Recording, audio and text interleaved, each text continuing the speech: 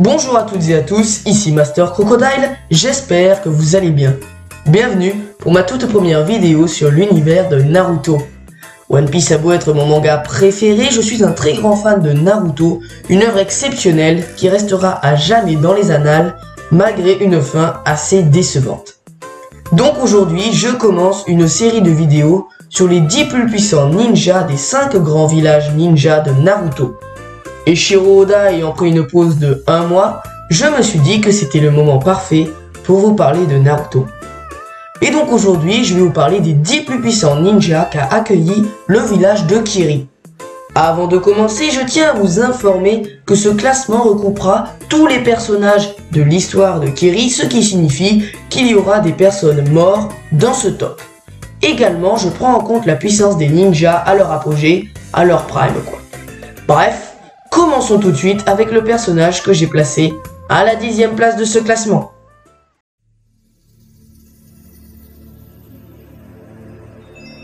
Juzo Biwa était un jonin de Kiri et un membre des 7 épéistes de la brume. Plus tard, il déserta son village afin de rejoindre l'Akatsuki où il fut associé à Itachi Uchiwa. En tant qu'ancien membre des 7 épéistes de la brume, il était un excellent sabreur ainsi que l'un des plus puissants ninjas de Kiri à son époque. Il maniait Kubikiri Bocho, une épée capable de se régénérer grâce au sang de ses ennemis. Il est dit qu'avec celle-ci, il a de nombreuses fois teint le champ de bataille en rouge avec le sang de ses adversaires. Sa violence extrême le rendit connu dans une grande partie du monde. L'un de ses plus grands faits d'armes est d'avoir survécu à la 8e porte de Daimaito alors que 4 autres épéistes de la brume y ont laissé la vie. Également, le fait qu'il ait été recruté par l'Akatsuki prouve sa grande puissance puisque les membres de cette organisation sont censés être capables de capturer des Jinchuriki. Lors de son affrontement contre le 4e Mizukage, on peut voir qu'il maîtrise très bien le Suiton et qu'il est capable de tenir tête pendant quelque temps à Yagura Karatachi.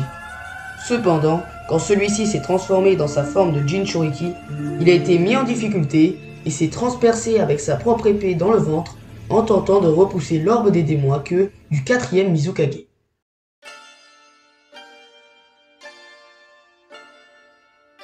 Mangetsu Ozuki, surnommé la seconde venue du démon, était un shinobi du clan Ozuki du village de Kiri, ainsi qu'un ancien membre des 7 épéistes de la brume. Lorsqu'il était enfant, il rêvait avec son frère Suigetsu de faire partie de ce groupe légendaire. Cependant, il fut le seul à y parvenir avant de finalement décéder dans des circonstances inconnues. Mangetsu était donc, comme je vous l'ai dit, un membre des 7 épéistes de la brume et donc l'un des plus puissants shinobi du village de Kiri à l'époque. Il était même l'un des plus forts d'entre eux, étant capable de manier chacune des 7 épées légendaires de Kiri. Cependant, il maniait le plus souvent Hiramekare. Également lors de la 4e Grande Guerre Ninja, il fut ressuscité avec les 6 autres épéistes de la brume et était le dernier debout alors que tous ses autres compagnons étaient scellés. Évidemment, en tant que membre du clan Ozuki, il maîtrise le Suiton à un haut niveau et est capable d'utiliser la technique de liquéfaction. Au vu de la force qu'a conférée cette technique héréditaire à son frère, cela devait être un atout majeur pour Mangetsu, en plus de sa maîtrise de l'épée exceptionnelle.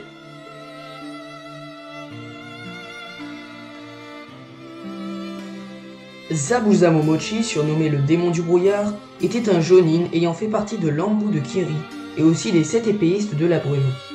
Il déserta finalement son village natal après avoir fomenté un coup d'état contre le Mizukage en place. Lorsqu'il n'était qu'un enfant qui passait l'examen Genin, il massacra tous les aspirants ninja en lice, lui valant son surnom de démon du brouillard.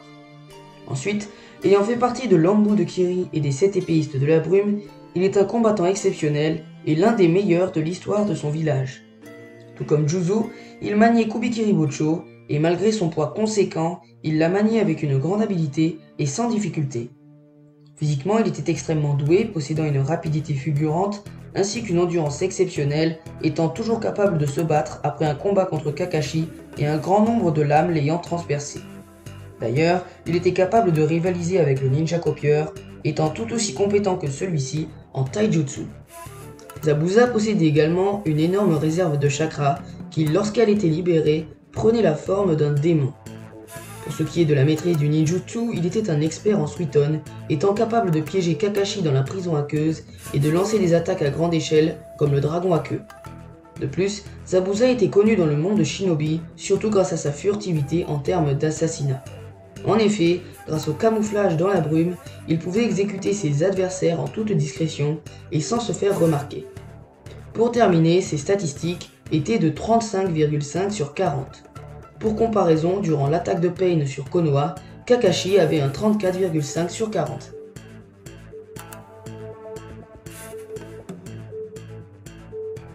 Le troisième Mizukage était le successeur de Gengetsu Ozuki en tant que chef du village de Kiri. On ne sait que très peu de choses à son sujet, au point que même son nom est inconnu. Cependant, vu qu'il était Mizukage, il était évidemment le ninja de Kiri le plus puissant de son époque et devait donc posséder une puissance colossale. Il était également chargé de la protection du premier Mizukage lors du tout premier conseil des Kage, signifiant qu'il était déjà très fort avant de devenir le chef du village de Kiri.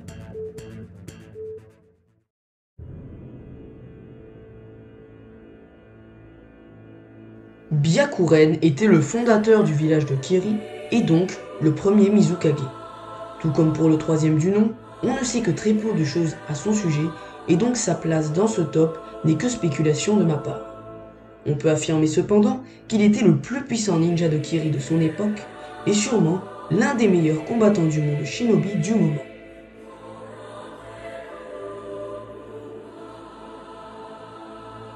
Dans Naruto Shippuden, Chojuro était un membre des 7 épéistes de la brume, ainsi que l'un des 2 gardes du corps de Meiteromi lors du conseil des Kage. Dans Boruto, il a pris la place de son aîné et est devenu le 6e Mizukage. À 19 ans, Chojuro était l'un des membres les plus puissants de Kiri, faisant partie des 7 épéistes de la brume et étant l'un des gardes du corps du Mizukage. Maniant Hiramekare à la perfection, il a été capable de repousser le Susanoo de Sasuke et de vaincre Zetsu Noir. Les années passèrent et il progressa énormément jusqu'à devenir l'homme le plus fort de Kiri en tant que 6e Mizukage. Il atteint alors un niveau exceptionnel en Kenjutsu notamment, étant capable de façonner toutes sortes d'armes avec Hiramekare et d'immobiliser facilement Kinshiki Otsutsuki avec l'aide de Sasuke et Kurotsushi. De plus, il est dit dans le manga que Chojuro est le meilleur épéiste et assassin des 5 Kage. Il a également facilement battu, à lui seul et sans Hiramekare, 3 membres des nouveaux épéistes de la brume. Pour terminer, Chojuro est un excellent utilisateur du Suiton, capable de créer des épées d'eau et d'utiliser la technique de la grande cataracte que seuls des experts en Suiton peuvent maîtriser.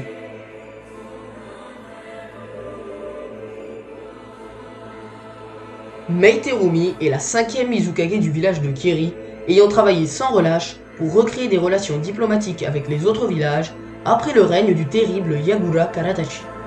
En tant que 5e Mizukage, Mei est une kunoichi surpuissante, dotée notamment d'une excellente maîtrise du taijutsu. Cependant, son point fort réside dans sa maîtrise du ninjutsu. En effet, elle possède 3 natures de chakra, le Katon, le Doton et le Suiton. En les combinant, elle peut former 2 Kekkei Genkei, le Yoton et le Futon. Le premier lui permet de cracher de la lave capable de faire fondre la cage thoracique du Susanoo de Madara. Le deuxième lui permet de créer une vapeur corrosive capable également de faire fondre pratiquement toute matière, et notamment le Susanoo de Sasuke. Pour ce qui est de sa maîtrise du Suiton, elle est tout bonnement exceptionnelle, lui ayant permis de contrer les techniques de Katon de Madara et d'utiliser le jutsu du dragon à queue dans un désert. Elle est également capable d'utiliser le camouflage dans la brume afin de masquer ses mouvements.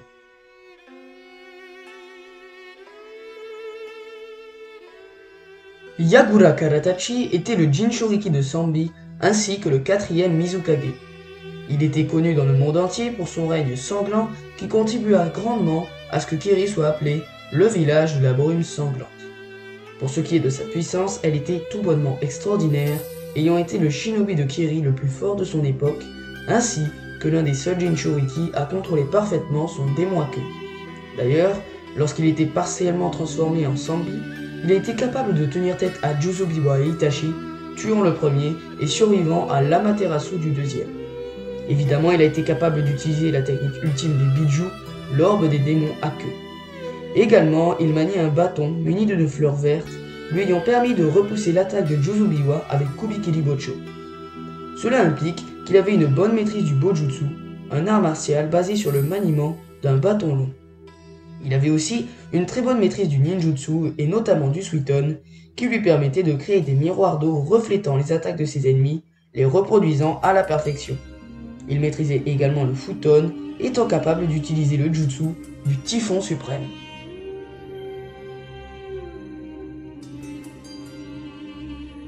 Kisame Oshigaki, surnommé le monstre du brouillard caché, était un shinobi du clan Oshigaki de Kiri, ainsi que l'un des 7 épéistes de la brume. Par la suite, il déserta son village pour rejoindre l'Akatsuki et remplaça Juzobiwa en tant que partenaire d'Itachi. Kisame était considéré comme le plus puissant membre des 7 épéistes de la brume. Il maniait Sameada, une épée lui permettant de voler le chakra de ses adversaires. Ainsi, plus son ennemi était fort, plus Kisame était puissant. Il était d'ailleurs considéré par Obito comme le meilleur en matière de capture de Biju dans toute l'Akatsuki.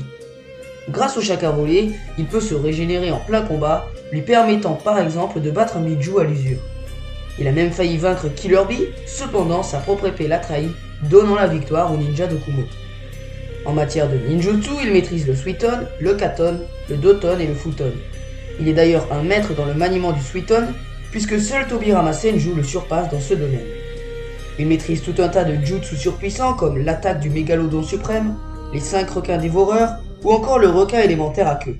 Mais son plus puissant jutsu reste évidemment la danse du requin dans la prison aqueuse. Kisame crée une énorme bulle d'eau, s'enfermant avec son ennemi à l'intérieur. Il fusionne alors avec Sameada et se transforme en une espèce de mutant mi-homme mi-requin, lui permettant de respirer sous l'eau, de nager beaucoup plus vite et de ressentir le chakra de son adversaire à travers toute la bulle. En plus de cela, celle-ci se déplace avec lui, bloquant toute issue à son adversaire. Il est aussi important de noter que même sans Sameada, il peut absorber le chakra de ses ennemis. Kisame est aussi un expert en taijutsu, possédant une grande endurance, étant toujours capable de se battre après avoir encaissé le tigre du midi de Kai Maito. Pour terminer, Kisame a réussi à tuer Fubuki Suikazan, un puissant jonin de Kiri qui faisait partie des 7 épéistes de la brume, alors qu'il ne faisait même pas encore partie de l'Akatsuki. Il était sans aucun doute l'un des plus puissants ninjas de son époque, étant capable notamment de tuer le 2e Tsuchikage, bien qu'au prix de sa propre vie. Il était aussi un expert en genjutsu, étant capable d'invoquer une palourde géante, libérant une sorte de brume qui les transformait tous les deux en mirage. Tant que la palourde était intacte, le Mizukage ne craignait absolument rien. Elle se cachait alors derrière le mirage de Gengetsu, afin que celui-ci la protège. Au niveau de son ninjutsu, le 2e Mizukage maîtrisait le suiton, le raiton, le doton, le katon, l'inton et le yoton. Il était particulièrement doué dans la maîtrise du suiton, étant capable de créer de l'eau dans des endroits comme un désert. Évidemment, il pouvait utiliser la technique de liquéfaction pour changer son corps en eau. Cependant, l'eau de son corps était mélangée à de l'huile, lui permettant notamment de désagréger le sable de Gaara.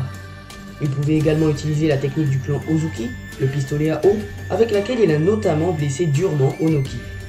Mais sa technique suiton ultime était la brume du tyran. Il créait un clone d'eau et d'huile qui rétrécissait dans un premier temps et attaquait ses adversaires avec une sorte de lame créée à partir de son corps. Plus il combattait, plus il accumulait de la chaleur et plus il grossissait jusqu'à exploser. Après cela, il reprenait sa forme de départ et pouvait donc recommencer ce cycle à l'infini. Le seul moyen de stopper ce jutsu était donc de trouver le vrai Gengetsu et de le tuer, autant dire que ce n'était pas une mince affaire. Il est aussi important de rappeler que lors de la 4e grande guerre ninja, Onoki et Gaara, 2 puissants Kage, ont dû s'allier afin de sceller avec difficulté le 2e Mizukage.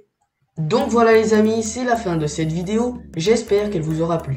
Pour ma part, j'ai pris un grand plaisir à la faire puisque je suis un grand fan de Naruto et que c'est le tout premier manga que j'ai lu dans ma vie.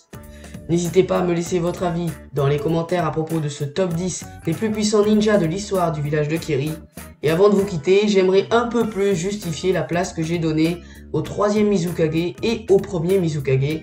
En effet, je les ai mis en dessous de Chojuro et Meiterumi, ce qui peut surprendre certains, puisque ces 2 personnages sont très sous-estimés et un peu trop à mon sens. Mais c'est pas le sujet. Et donc j'ai préféré les mettre en dessous de ces 2 personnages puisqu'on ne sait absolument rien à propos de leur niveau et j'ai trouvé plus raisonnable de les mettre en dessous que de faire l'inverse. Donc voilà, c'était Master Crocodile, je vous dis à la prochaine, portez-vous bien, ciao.